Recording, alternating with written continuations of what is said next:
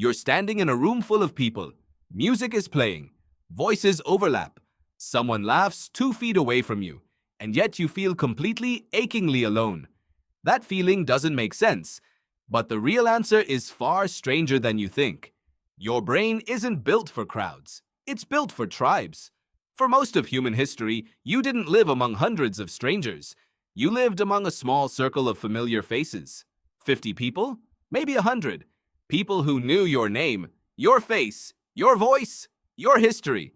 The anthropologist Robin Dunbar studied this exact limit. He found that the human brain can only maintain around 150 stable social relationships at once. Not 150 acquaintances, 150 people you actually track, remember, and trust. That number isn't random. It's wired into the size of your neocortex. Your brain literally does not have the hardware to treat a room of 300 strangers the way it treats your family. So what happens when you're surrounded by people your brain can't categorize as known? It reads them as background noise, or worse, as a kind of threat. Here's where it gets uncomfortable. Loneliness isn't just an emotion, it's an alarm system. The psychologist John Cacioppo spent decades researching this, and he found that loneliness functions almost exactly like hunger or thirst. It's a biological signal telling you something is missing.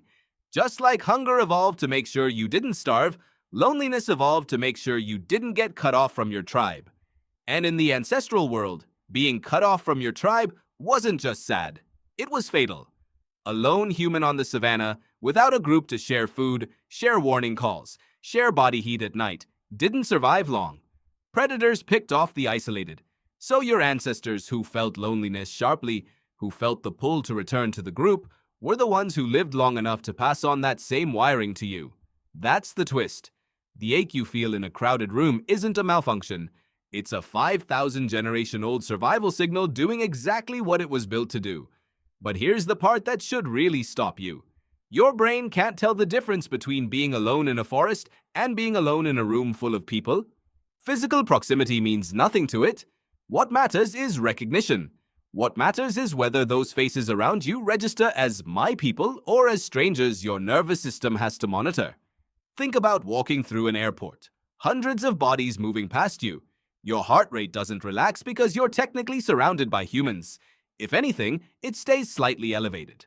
Alert, scanning, because none of those faces belong to your tribe. Now think about being in a small room with 3 old friends. Even in silence, even doing nothing, something in your chest settles. That's not a coincidence. That's tens of thousands of years of neural wiring recognizing safety. This is why loneliness has almost nothing to do with how many people are around you.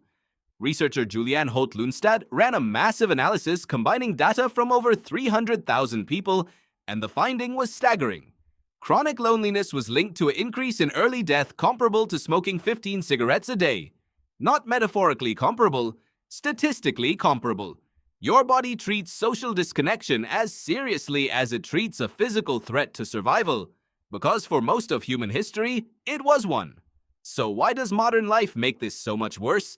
Because modern life has quietly broken the signal that loneliness depends on. Your ancestors lived in small, stable groups where the same faces appeared every single day. Recognition was constant. Belonging was reinforced daily just by existing near people who knew you. Now picture your actual week. A crowded train, a busy office, a group chat with 40 people in it, a city of millions. You are statistically around more human beings than any generation in history has ever been near. And yet loneliness rates have climbed higher than almost any point on record. That's not a contradiction. That's the mismatch. Your brain isn't measuring how many humans are nearby. It's measuring how many of them actually know you. And in a world engineered around strangers, that number can stay near zero even in the densest crowd. There's another layer to this that makes it even stranger. Online interaction hijacks the same signal. When you get a like, a comment, a notification, your brain registers a small ping of social contact. It's real, but it's thin. It mimics recognition without delivering the depth your nervous system actually evolved to expect.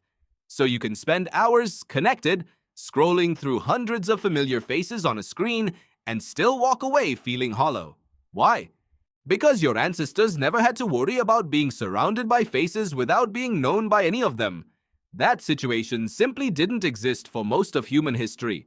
Your brain has no evolved category for technically near thousands of people known by none of them, so it defaults to the oldest response it has. It sounds the alarm. This is why loneliness can hit hardest in the exact moments that look, from the outside, like you shouldn't feel it at all. A party, a packed classroom, a busy office floor. Your brain isn't asking how many people are around you, it's asking how many of them would notice if you disappeared. And when the honest answer feels like not many, the ancient alarm goes off exactly the way it was designed to.